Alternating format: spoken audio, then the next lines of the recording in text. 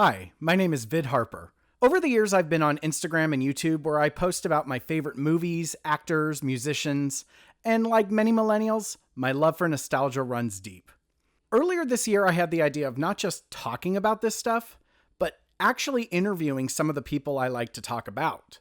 As soon as I made the decision to actually do this, I instantly knew who I wanted to interview first.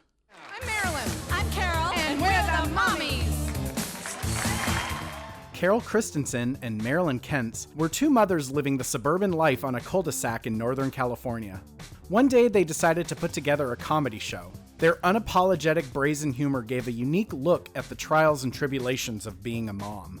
Kids, I like to read to my kids, but if that book gets too long, I'm going to skip pages till they're old enough to figure it out. Living with teenagers is like watching Jeopardy every night. After a while, you start thinking, maybe I am stupid. And besides that, we all know you don't want to be given that Tylenol too soon, because they're so good when they're sick.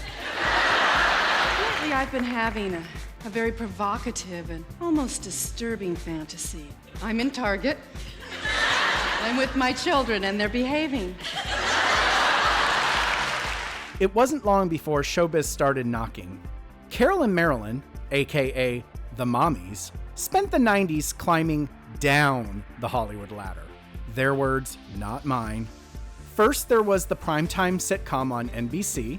NBC invites you to take a new look at marriage and children. Don't you two ever sit still? I fall asleep if I hold still for too long. I get pregnant. The Mommies. Next, they took a stab at daytime television with a talk show on ABC.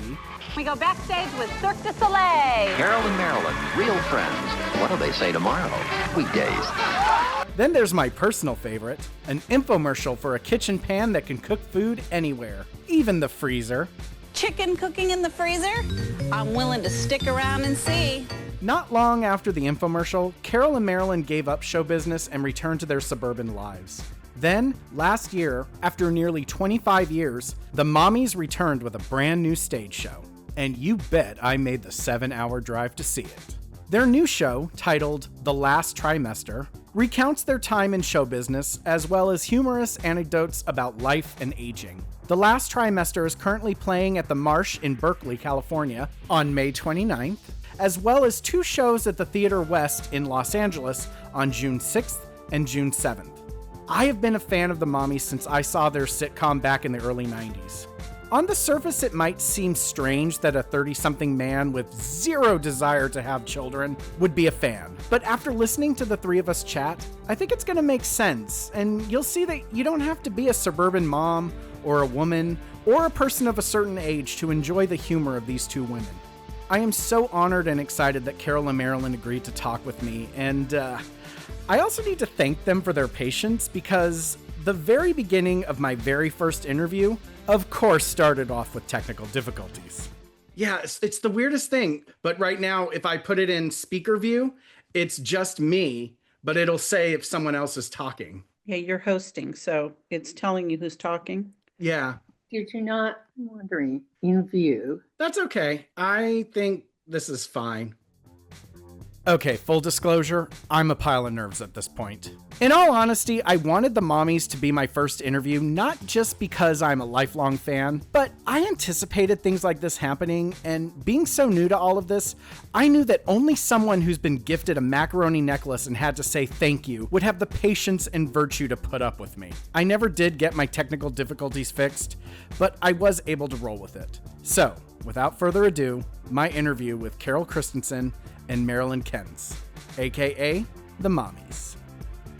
Thank you so much for doing this. It's just so exciting because I've been watching both of you over the years, ever since the sitcom. So it's just surreal that I'm actually getting to do this. Well, thank you. You're not generally our fan base, but we sure appreciate it. Oh, yeah. Well, what she's saying is our fan base usually is old mothers. Yeah. Stressed out mothers. And that was it back then, stressed out mothers. Yeah. Now it's old grandmas. Well, Because I was going through your comedy and the things you talk about, and I definitely think that there is an audience for millennials. I'm the same age as your kids, just around the same age, and you're around the same age as my mother. So right now with millennials, there's a very strong desire for nostalgia. And when you talk about raising kids, you're kind of talking about our childhood. That's true. And I got very nostalgic listening to some of your stories because they reflect my stories. And it's funny to see them through the point of view of an adult, especially since now I'm an adult. Yeah. And that's really an interest. I hadn't even really thought of that. Had you, Marilyn? No, I think it's so interesting. It's a great perspective because probably like when we talk about our kids riding around in their big wheels on the cul-de-sac and playing with, G.I. Joes and taping them to the wall and the kid going up the laundry chute with the Nerf gun strapped to his back. Those are all your toys. Yeah. Oh, yeah. And, I was going through the book, The Motherlode, and there's a story, I believe, from Caryl that was talking about her son's mission project. Oh, yeah. Well, because I did so much of it that I asked the grade we got when he got out of the car. I said, "What'd we get?" And I spent so many hours on those little headstones, and he just threw it in the back of the minivan and ruined it. I was pissed. Yeah, I was laughing so much because all the memories just came flushing back about my mission project. And I remember, mine was a little more cliched where it was kind of like, tomorrow my mission project's due. Missions are churches, right? It's like, ah! So, I have all of a sudden I just remembered like my mother, I think it was my aunt and my cousin all around the kitchen table building that mission set. That's right. They became family projects. Yes. Yeah. Like what fourth grader's going to go out and know what to do? Right. Yeah, it was kind of a teacher's revenge, maybe. Maybe. So one of the first things I really want to say is over the years, I'd find old clips of the two of you on YouTube. And I was always like, I hope they're still friends. I hope they're still friends. And I'm just so excited to know that you two are not only still friends, but you're back. Yeah. Both. Yes. And we're back. Yeah. Yeah. I'm so lucky to have met Caryl. She's the funniest person I know. She's and so also nice one to of me. the most generous and kind.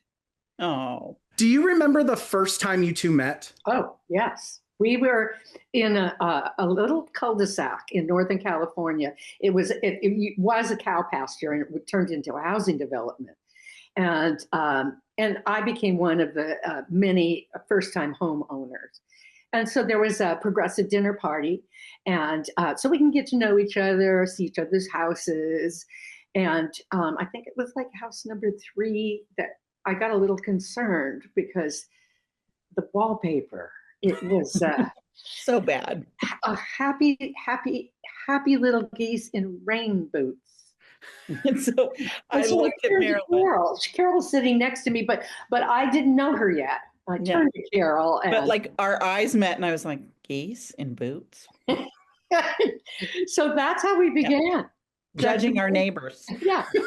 Yeah, we became friends. Like we just, we can finish each other's sentences and we just kind of think very similarly about the irony and the ridiculousness of life. Yeah. And it's like, and we just kind of got each other's jokes, you know, whereas other people would, think we were crazy but we were like, I get you, you get I get you. Yeah. I can't quit you. I love the friendship you two have. It is so unique. Not everyone is blessed with the friendship that you two have. I know. We know. Yeah, I know. We're blessed. I've worked with other people, and it's so easy to work with Caryl. It's just like, and if she gives ideas, I don't have to sit back, as I have with others, just say, oh, okay, I don't know what I'm going to do, but this is stupid, and she gives it an idea. Oh, yeah. And we just build on each other. Yeah. Caryl, you worded it so beautifully. I was going through your book last night, and there was a quote about your friendship that just almost made me cry. And read it to me. Yeah. So you were basically explaining that you had just moved to the cul-de-sac and you were still adjusting to life in the burbs, and it wasn't the easiest adjustment for you. And you met Marilyn, And you said, if I ever got out of the house, I knew it would be with this woman. My depression began to lift. Marilyn and I would meet in the middle of the street and chat about everything, but mostly we would chat about the other neighbors. I was beginning to forget about Union Street. In fact, it had been a month since I had even set foot in San Francisco. Oh, I forgot. Fun. I hope our neighbors don't listen to this one. Or I guess we should revisit the book. It's a great book. I'm a very slow reader. I read about 3 words a minute, and I was able to get through about 140 pages since last night. So, I'm going to look at it again. I forget. That was so long ago. Yeah. How did you two become a comedy duo? Well, I think it was kind of an accident. Yeah, Marilyn used to drag me to all these things because she wanted to get out of the house. She was kind of barreling towards midlife, and she knew I needed to get out. And so the first thing she dragged me to was a Shakespearean acting class. Oh. And we sucked so bad. I mean, they were doing, "Oh, my Lord." And I felt like it was dropped into a Renaissance fair, and we were so bad. And then what was the next thing you took me to was? We went to San Francisco and took a improv class where we really sucked. Sucked even more. No, sucked it. Carol, when she couldn't think of a thing to do, she would walk to the side of the stage and just bang her head against the wall for no reason. No, see, I said, Marilyn, there's a reason they call us the Suck Sisters. No, we call ourselves the Suck Sisters. No. See, behind our back, they were calling us the Suck Sisters. No. So then I thought, well, why don't we try the National Speakers Association? Seminars were all the rage in the 90s. So I thought, well, we can make a lot of money and it's easy enough. All you have to do is wear a blazer and have a fancy name tag and say the word paradigm over and over again. There you go. So we did try to do that, only everything we were writing as we got together, we thought, we'll do these humor in the workplace seminars for corporations, but our kids were driving us crazy. And so all the material we were writing centered around our family. So clearly we didn't really care about corporations and they didn't care about us. And we were going to call ourselves Comedy Camp. And I said, oh my God, we should just be Comedy Camp for Mommies and we know where to find them. Yeah. And so that's really how it started, is we were just, telling stories about our lives. And so we rented the Petaluma Women's Club. We didn't know what we were doing at all. And no pre-sale tickets or anything. And Marilyn ran to the local paper and told him that we were doing this show. And we're doing a show for women who don't want sex more than once a month. And so we were busy. Yeah. I remember walking into my house, carrying a load of groceries, and my son is lying on the couch watching MTV. And there's a girl lying right on top of him. Just lying on my son. Happy, happy, happy. I set the groceries down and said, get off my son. And blush. I know. Just blush. No, I needed an outlet. Caryl was right there, the neighbor, and we started. I said to Meryl, all you need is one other person who thinks you're funny enough to do stand-up. And we were just either really stupid or brave. Yeah. Well, little of both. So we did it. Mm-hmm. I love the community. I love that, because I was wondering if there was any backlash from being the mommies, because you kind of told tales out of school sometimes. Yeah. I think people really liked that their lives were being reflected. And I say to Marilyn, and we've worked it a little into our show now, is that for me personally, I love comedy, but I was frankly really sick and tired of male comics doing just a half hour of chooch comedy. Mm-hmm. I don't care, and it was just all they did was just talk about just really raunchy sexual stuff. And we're hardly prudish. Mm-hmm. But it was just really, is that all you got? Is that all you got? And I think women came in droves because we were reflecting their own life. Yeah. What they really cared about, which was, as Marilyn says, coffee, cooking, crafts, and not so much cocks. And moms got us, because what we did was that we talked about all the hurdles that we had to go through as moms. The first time I saw the two of you live for this show, it was at the Petaluma Women's Club. And if I got the situation right, my husband and I were not the only two 30-something gays that drove up from LA to see the show. I know. That's right. I forgot about that. Does it surprise you that you would have a gay following like that would travel from LA to see? Well, traveling from LA to Petaluma, yes. Yeah. But having a gay following, no, because we're irreverent and ridiculous and kitschy. I mean, we and do a lot of kitschy. like kitschy things. Well, and the thing too is, well, Carol's brother is gay, and my closest, dearest friends are gay. So, yeah, of course. Yeah. They're coming to the show tomorrow. We have a show tomorrow. 11 years ago, my husband died of a heart attack. I'm sorry. And I had to find a way to live alone, and I just couldn't do it. And so my first roommate was a gay man. He was young. He worked at Apple, and I figured, I could use him if he works at Apple. He can show me stuff. And it turned out his name is Matt, and he is so dear to me. We're soulmates. We call each other soulmates. I have a relationship with him similar to what I have with Caryl, in that we laugh at the same things, and other people around maybe aren't laughing, but we get it. Yeah.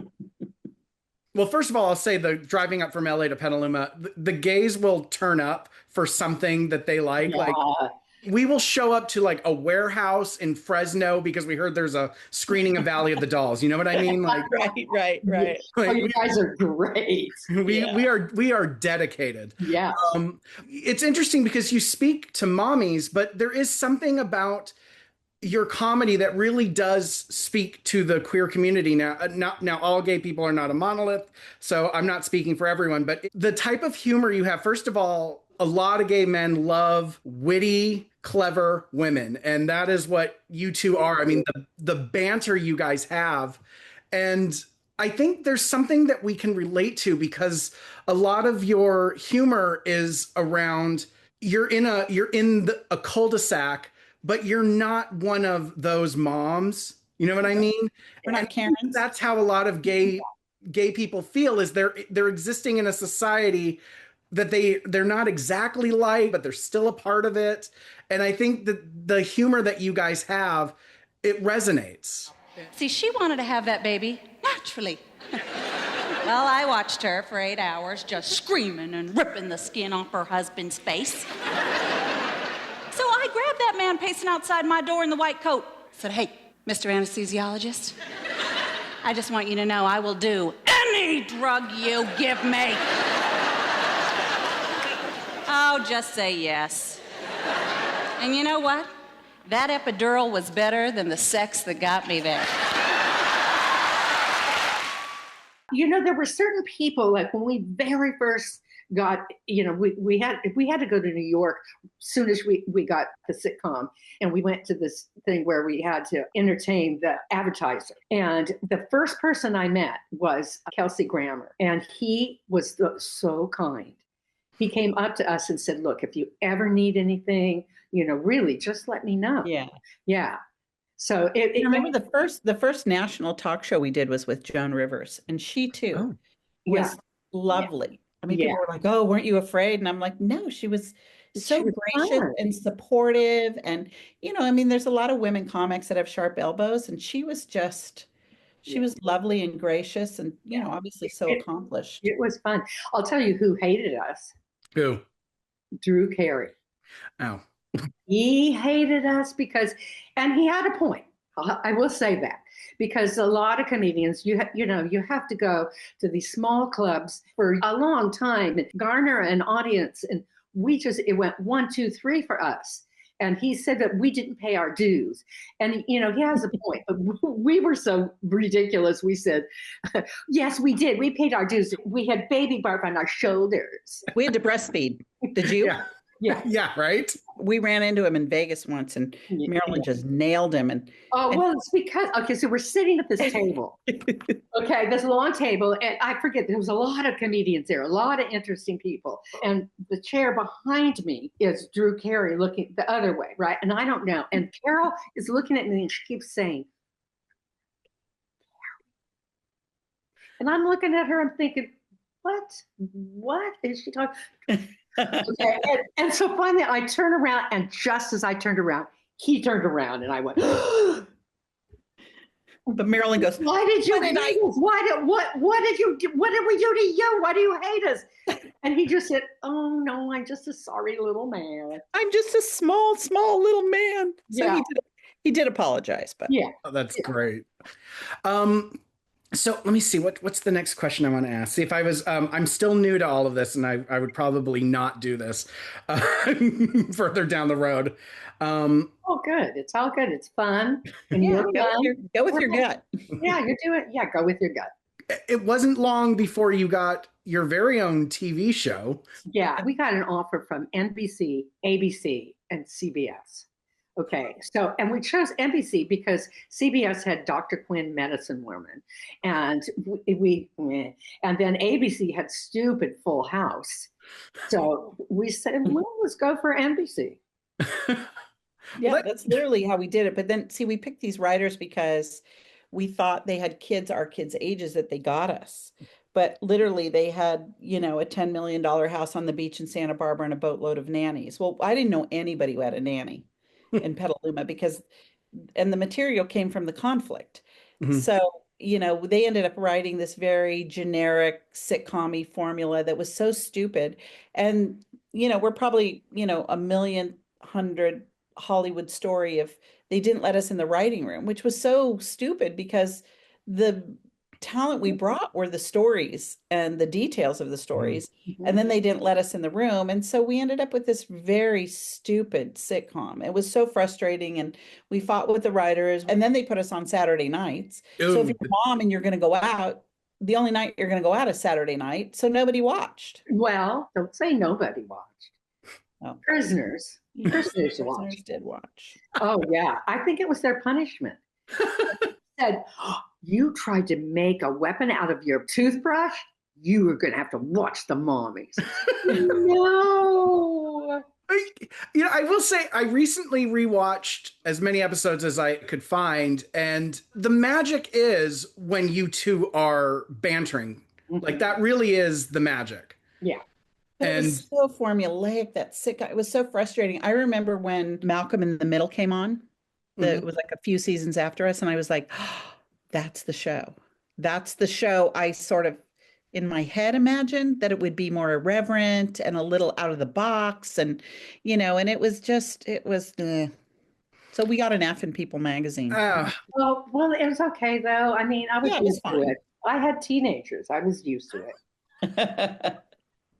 She was used to being humiliated daily. Yeah. At the very beginning, you had more control, right? Because the pilot was our show, our stand-up show. And they took it off from there. Yeah. And that rated really high and did really well because it was all our own material. But then by then they slipped into these really stupid storylines and they just missed they fell into the trap of the old tropes, and it wasn't funny. Yeah, and at one point, now we're supposed to be these two moms in a small town like we were in Petaluma and stuff, and so Carol's character was pregnant, and they wanted her, and they did have her get a nanny. Now, how many people in the cul-de-sac in Petaluma had a nanny? No one. Right. Right. And then they would write, like Marilyn had to do the scene where she was giving me a baby shower and she runs in with Gino's pizza rolls. And they do like 10 minutes on Gino's pizza rolls. And Marilyn's like, is this supposed to be funny? Do I serve Gino's pizza rolls in every shower? I said, yeah. Is it because her character likes Gino pizza rolls? Is it because I didn't know what to bring to a baby shower, so I brought something wrong? What was it? Nothing. And they sweetened it. When they aired. They had laughter. We kept saying, what is that? Why it really dumbed us down. I mean, to be honest, it was just, it wasn't clever. And, we were much better at outsmarting our kids. Yeah. Than they gave us credit for. Yes. I know that in the 80s, there was like family sitcoms, Family Ties, everyone cute cookie cutter. And by the 90s, there was this pushback to that. There was like Roseanne and Married with Children and The Simpsons.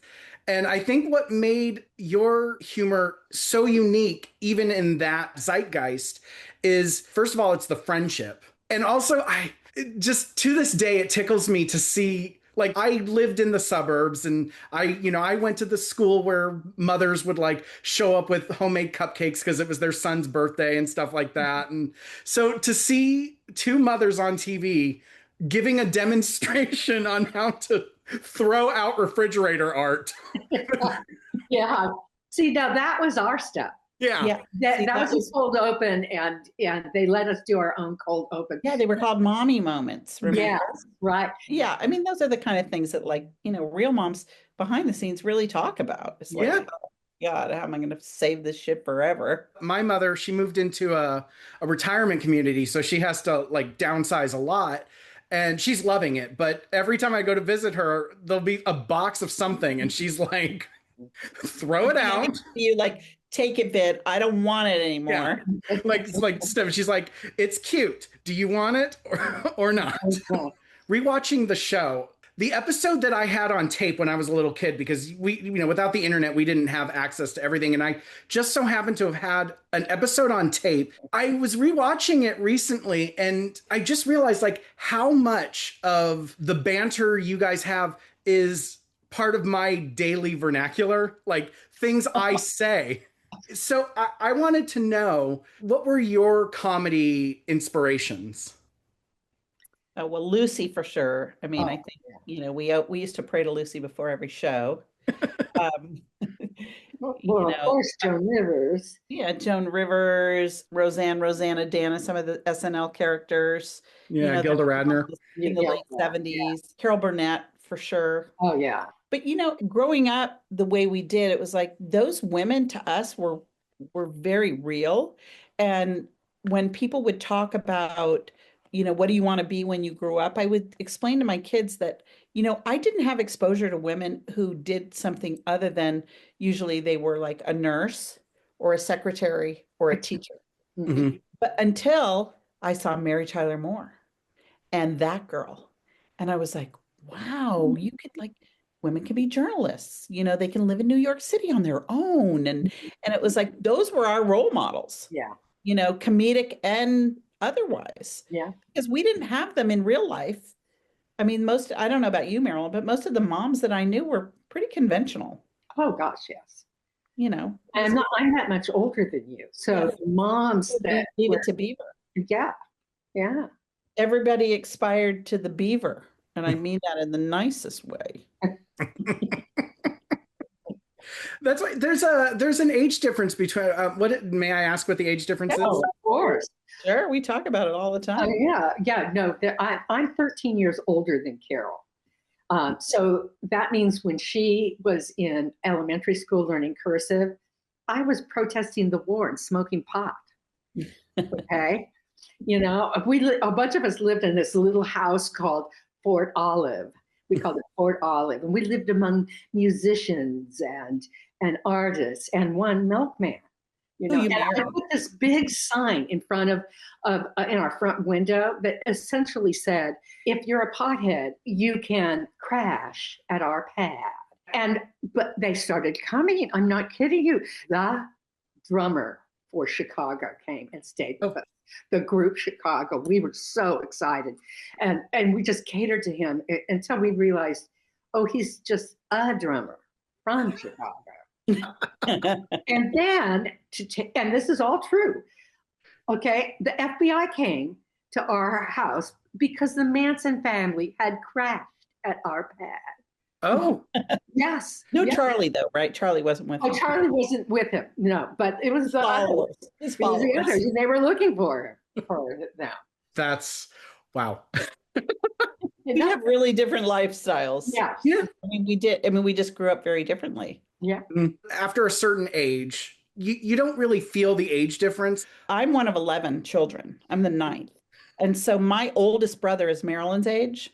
And so I had a lot of exposure to the things that she talks about too, like in terms of music and things that were going on. Like I had a brother who went to Vietnam. I remember I was like 9 at the time. And so the things that she talks about, I could relate to in that it was happening. I was young, but I could relate. And I I was exposed to a lot of their music and stuff. So that part, I think, helped bridge me with people I always had friends who were older than me.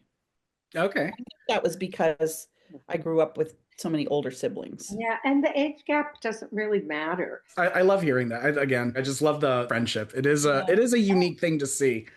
I was showing a friend of mine the pilot episode, and one of the things she said was, "How did some of these jokes air? Because they're some of them are pretty on the edge." Yeah. Paul would never get a vasectomy. He's such a baby when it comes to having his genitals worked over. Jack, too, what is it with men and pain in their crotch anyway?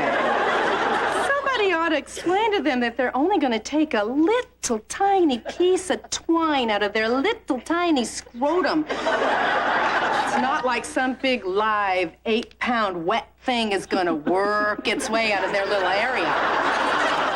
Yeah. Did you have to fight with the censors a lot? Well, this was just the pilot, because most of the other ones we couldn't go that far, but they somehow were able to get us our real stuff. But those lawyers were obnoxious. I mean, especially in the talk show, we had to stop down so many times because Marilyn and I would say something, and then like beep, the red light would go. You can't say that. You can't say that. Yeah. How did you balance career and motherhood? How did that work out? Well, we just turned it into jokes. That's how we balanced it. Meryl, do you remember our kids went to the same high school, and we went to pick up our two youngest are the same age, and Marilyn and I were in my Ford Expedition at the time, and we drove up, and they're sitting on these steps where all the parents would pick up the kids, and Marilyn and I had just recorded this really stupid rap song, and it went like this. It went, "My children are tardy. I'm having a party, but my credit card was refused. Should I repair my damaged hair or buy me a new pair of shoes?" Yo, go for the new shoes. And so we turn it up really loud, and we're coming by. Oh, and the kids were just like, "No, go, go, go, go." I mean, that was the only way we could get back at them, was to be ourselves and be with them in public. Yeah. Oh, that's great. I know that it's a struggle to be a working parent in general, and to have a career like the two of you had must have been a real struggle. But you must have done things right, because one of the things that I thought was so sweet when I went to one of your shows recently, I think it was Caryl, your son opened the show. Oh, and yeah. actually worked part of the show. Yeah. So he's supportive of this. It's not like it's not like you weren't there or this or that. It's very Well, like, look, he has no student loans, so he needs to be supportive, right? Yeah. and he does this for us in all the shows. He'll be in LA too, where he not only opens for us, but he does all our videos and everything that we need, on the screen. But he also has to remind us when we forget stuff. So you'll hear him way in the back. You call him the voice of God now. yeah. Because he'll go, "You missed the clip. You missed the clip." That was great. My husband and I were laughing so hard at that, because it's great. And that's actually something that's kind of in right now. It's all about authenticity. Yeah. So like just like sitting there, like it's even good to like have your notes out, and that looks cool now. Memorizing is good. yeah. Memorizing is so last century. That's so Thank passe. That's so funny. Yeah. I mean, being slick is so overrated. Yeah. No, we were really lucky that we had very supportive husbands. I mean, there's not a lot of husbands who would just quit their jobs and give up their life for us. And they did. I mean, we moved to LA and they became Mr. Moms. Yeah. Handled everything. And I made my husband become a room mom, but he was a room dad. And he came home one day and he goes, and I said, "So how was the meeting?" And he goes, "I can't cuss." He goes, "But what the F is a Peter Pan collar?" And I said, "Why?" And he goes, "They're talking about getting the kids uniforms. And these chicks spent 45 minutes talking about Peter Pan collars." It's that. Do you know what it is, Vid? No. Okay. Yeah.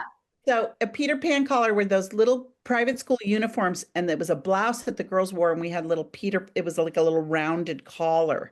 And so the moms were saying, well, that's not if the girls wear polo shirts, that's not very feminine. Should we have Peter Pan collars, or should we just get polo shirts for all the kids? And he was exasperated. He was like, oh my God, this is just unreal. But he did it. Yeah. What do they say? It takes a village, It does take a village. Yeah. And our neighbors, I mean, we talk about it in our show, but Marilyn and I both had really wonderful neighbors that, they took care of our kids and they made meals for our husbands and included them in things so that, when mom was gone, they were sort of picking up the slack. We really couldn't have done it without them. Yeah. So you got canceled. Well, that means something different now. Your sitcom got canceled. Then it got picked up for a second season. It got uncanceled. Yes. The second season was so different. I mean, it even had a different name. It was just called Mommies. Yeah. Yeah. You know that back then David Letterman was on, and it was the top 10 somethings. And one of them was, what got you canceled? They changed the Mommies to Mommies. So clever. Well, we got a new executive producer the second year because we Yeah. complained about the writing staff, and it was much more fun. It still was stupid, but much more fun. That's but when much Julia better. Dunley came on, And the vibe was different and stuff. And I think we probably could have had more of a say if we muscled it the second season. But like we said, I mean, you have a very short window of time to make an impact, and people make a decision and then they move on. Mm-hmm. And I think that's kind of what happened, was like, Then you got a talk show. Yeah, we loved that. That was really fun.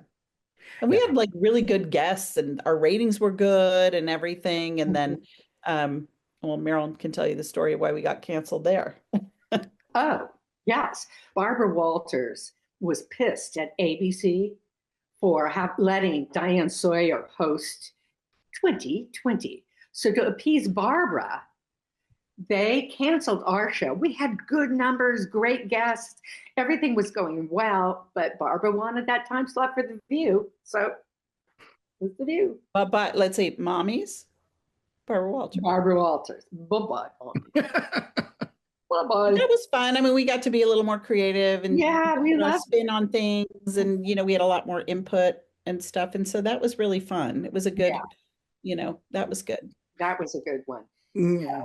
You said that you were kind of thrown into the sitcom and you didn't really know like what you were doing. You never really did any acting or how a sitcom works.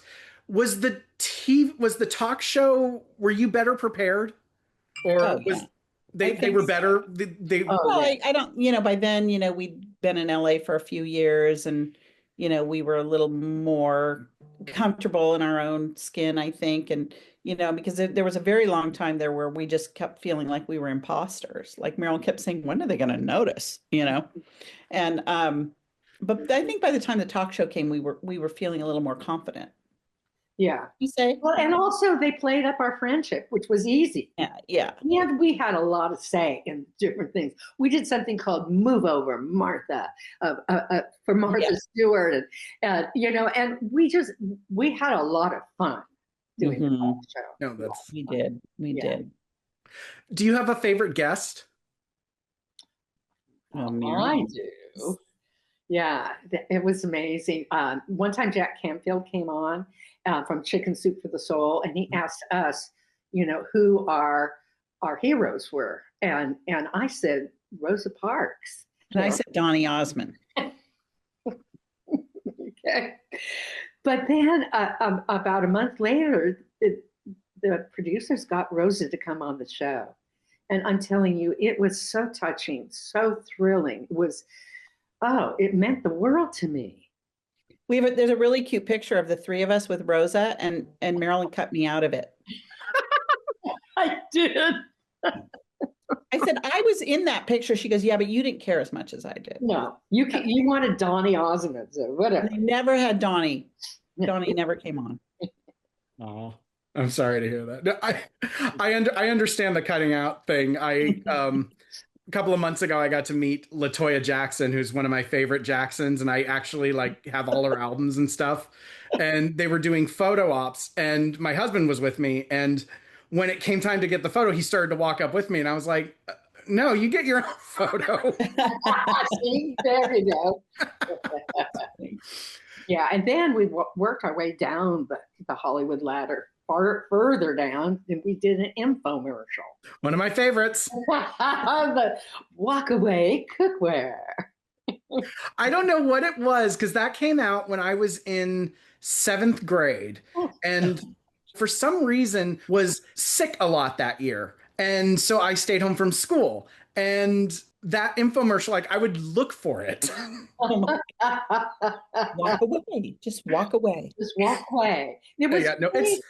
But again, it's a hilarious commercial because it's the humor. Like we were able to put some humor. And it's just so silly. I mean, the concept that you buy a pan that you heat up and it keeps cooking in the trunk of your car. Like, who's really making chili at the soccer field? Yeah.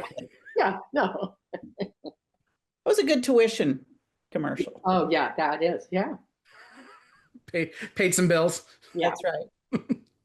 So after the talk show and then the infomercials, you kind of that was kind of the end, I guess. Yeah, sure.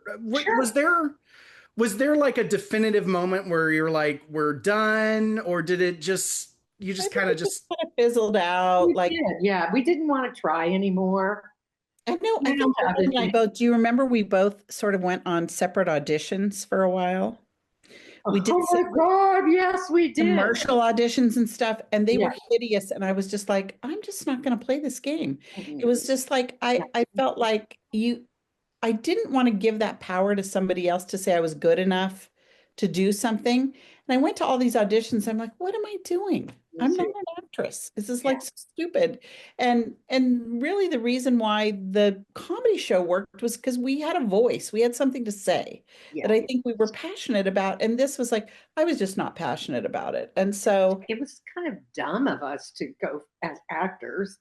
I know our agents wanted us to. Yes, they did. Yeah. And we were like, no. It was just kind of dumb. And so then we didn't do that. And then we, I actually went back to school and became a college counselor, because when Marilyn and I were on the road, we would visit college campuses whenever we were in that town, because you had to get up usually early to do radio to promote your show. Mm-hmm. And then you would go do your show at night. Well, in the middle of the day, it's like, you can only shop so much. So if there was a college nearby, we'd walk through it or whatever. And when my kids were going through the college process, my college counselor was like, you've seen more schools than most counselors I know. And I said, I know, but I love schools. And I loved college. I had a really great college experience, so much so that I married my resident advisor. Oh. And so I love college campuses. I love the vibe. So I went back to UCLA and became a college counselor. And then I worked at the high school my kids went to, and then went out, independently. And I did that for like 15 years and created a software company around that and just did other things. And I wrote 2 books about aging. Yeah. Yeah. I wrote one book called Not Your Mother's Midlife. And the other one was a photographic essay book called Fearless Women, the Third Act. And so, we kind of each did our own thing. We stayed in touch, of course, but we just kind of each did our own thing until Caryl moved back. Yeah. I don't know. I just felt done with it at the time. I wasn't really ready to do it again, and I feel like now there's something else to say. Yeah. That's where we are. We're all going to die soon. Stop it. She goes, no, you can't see it. Like, you have to say we're going to die eventually. Okay. We're going to die eventually. We might as well die laughing. See, I love the humor. I love it. Yeah. Marilyn, I know that it was about like 15 years ago, you had a one-woman show that you toured? I did. Yeah, it was called Will I Ever Wear a Bikini Again? And you can know the answer right now. I did that. Well, Caryl got me the gig. Oh, really? Yeah. There was something happening up in Sonoma County, and Caryl was still in LA, but I was up here in Berkeley. And so she said, she got asked to do a speakers thing. And she said, do you want to do it? Because I don't want to go up there and do it. And that's how it began. I did it. It was about aging. And and it went over really well. And so I did it for a year or two, I think. I did it until my husband passed away, and then I stopped. I understand. Yeah. I did actually get to see the show. You did? Yes. You were doing it at, I know. Okay. So I love that. What? You were doing it it was like at a restaurant, dinner theater restaurant. Vitello's. Is that what it was? Yeah. And I brought my mother, and it was so surreal because I remember I was sitting at a long table, and it was the same table that you, Caryl, were sitting at. And I was so shy back then that I couldn't bring myself to say, like, I'm such a big fan. And Marilyn, you even came up and talked to my mom and myself, and I just couldn't bring myself to say, like, I love your work. So I just, so cute. Yeah. But yeah, no, I remember it was a very funny show. One of the stories that sticks out to me so much from that show, because it just sounds like something I would do, is you talk about how you accidentally went to the wrong high school reunion. Oh, yes. Oh, God. Yes, I did. I went to the wrong, and I'm looking around, and and thinking, what is going on here? I have a hard time remembering people anyway, but nothing. And I look at their pictures in high school, and now if it was me in high school, I had the big poofy flip. Okay. Yeah, because I graduated in 1965. Okay. And these pictures, these girls are in, they have perms and they have Kiana dresses. And I'm thinking, I grabbed the waiter and said, "Excuse me, is this Montgomery, class of 65? And he said, "Oh, hell no, lady." He says, "This is Cloverdale, class of 75. No, I remember Marilyn told me the story, and she said her first thought when she went in is like, I'm not the only one who's had plastic surgery. That's right, because I had eye job. Everybody looked so good and young. And she was like, wow, my classmates have really aged well. I love it. Yeah, that story. It's so something I would accidentally do, and just, like, I don't recognize anyone. I know. It's like, yeah. So now you're back. How long were you thinking about returning? Was this something that you just decided to do on a whim, or is this like you've been working on it for a while? Well, Marilyn and I have told our stories of our adventure over and over and over again to people that would pop up. And, when you do a sitcom, and especially a talk show, I found for very many years, I was just a segment away from a conversation. People would bring something up and I'm like, oh, we had the birth order expert on our show. Oh, we had Shar the psychic on our show. Oh, we had, and we would say these things to people. We would regale these tales of, meeting certain people who might have disappointed us or we had fun with or whatever. And we would tell our stories, and like the stories of being so green and being on a sitcom set and we didn't know what we were doing. And people found them charming. And I said, and so Marilyn was turning 75, and I went down to Solvang for a birthday party that her LA friends had planned for her. And I went and I just said, what do you think about, like, do you think there's any legs in this? Like, do people care?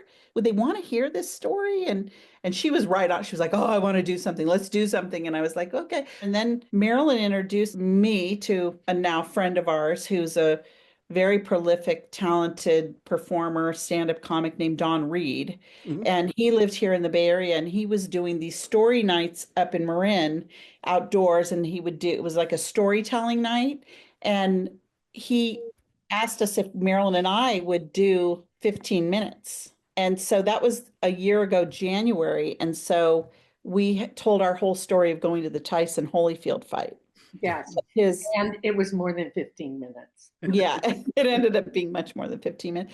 And that's how we kind of put our toe in the water. And that was really the first time in 30 years we had performed together. Yeah. It went over great. So yeah, it was fun and we liked it. And we're like, okay, let's see where this can go. And Dawn was really instrumental in helping us launch the show. It kind of got us rolling.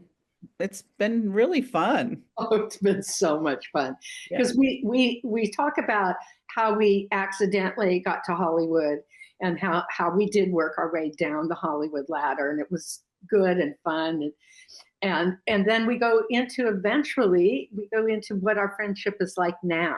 And I always said, like, I want to be an old person like Marilyn. Like, my greatest fear is to be irrelevant. Like, I don't want to be one of those old people that nobody wants to be with. Like, they're like, no, we got to go to Mom's, or we got to go see Caryl, and what a drag it's going to be. And I'm like, I want to be like Marilyn. Like, she never complains about an ache or a pain. She's not clearing the room by talking about the weather. And the other thing is, like, the woman is 77 and she's wanting to choreograph a dance to Kendrick Lamar's They Not Like Us. Yes. I mean, find me somebody else her age who's willing to do that, right? Oh, that's incredible. Yeah. Awesome.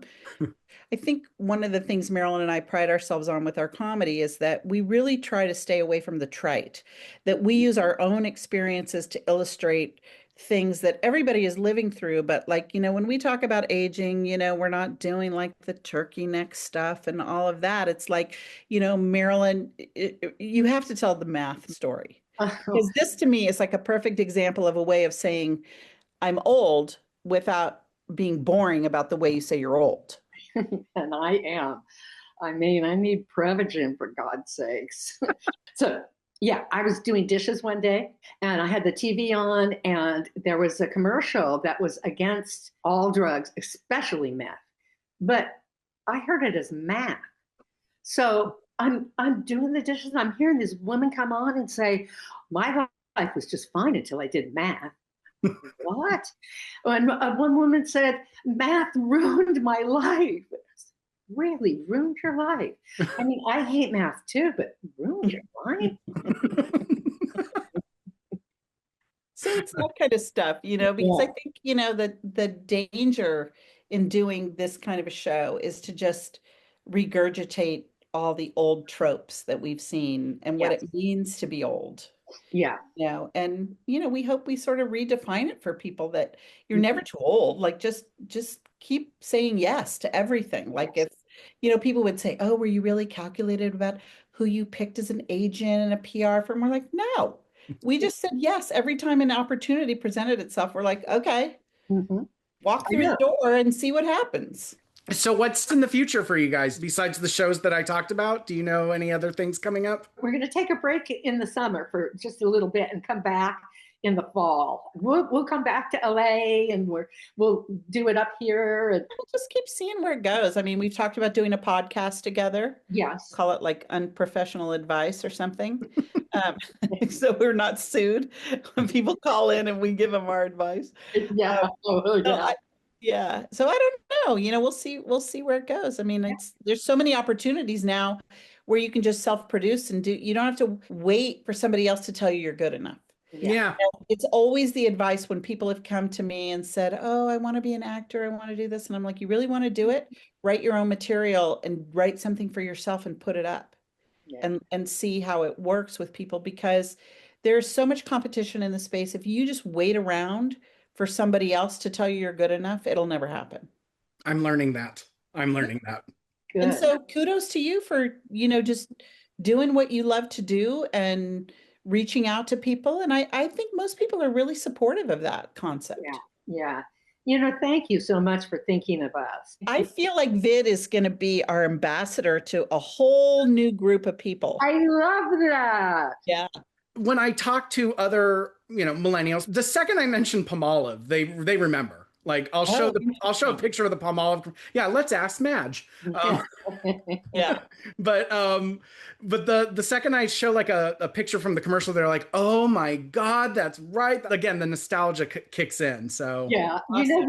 we don't talk about the Palmolive commercial in our live show, because we thought, like, we had such good luck in everything, accidentally making it to Hollywood, having a sitcom and then getting a talk show, a Showtime special. We didn't want to say, and besides that, we got that Palmolive commercial. Like, we were so lucky. You were the spokespeople for Palmolive for quite a while too. Yeah, like 5 years. I think.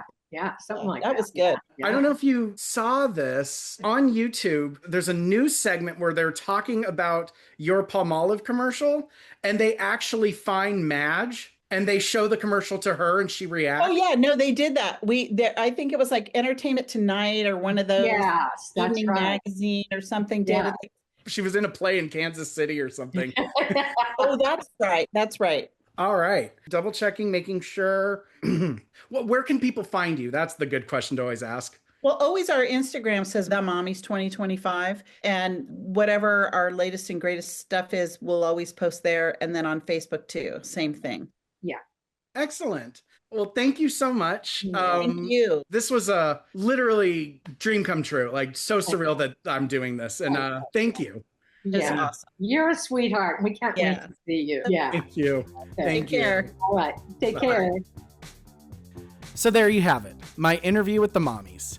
If you thought my interviewing skills were a little rough around the edges, tell me something I don't know. But you know what? Like I said, when I first met these two women, I was so shy I couldn't even bring myself to talk to them. And now I just got done interviewing them. So I think I've come a long way. Caryl and Marilyn went above and beyond and gave me way more than they had to. I can't thank them enough, not only for giving me the opportunity to interview someone I've been a fan of for most of my life, but also for making my very first interview such a great experience. I gotta say, for people I interview in the future, the bar's been set pretty high. If you have the opportunity to catch their latest show, The Third Trimester, all I can say is, go! I've seen it twice already, and I'll probably be seeing it a few times more. If you appreciate friendship, nostalgia, and a little Hollywood gossip, all told with humor and wit, this show's for you. Again, they're currently playing at the Marsh in Berkeley, California on May 29th, as well as 2 shows at Theater West in Los Angeles on June 6th and June 7th. And be sure to follow them on Instagram and Facebook at The Mommies 2025. That's it for this interview. I hope to do this more often, and I hope you'll join me again. Until next time, this is Vid. Bye!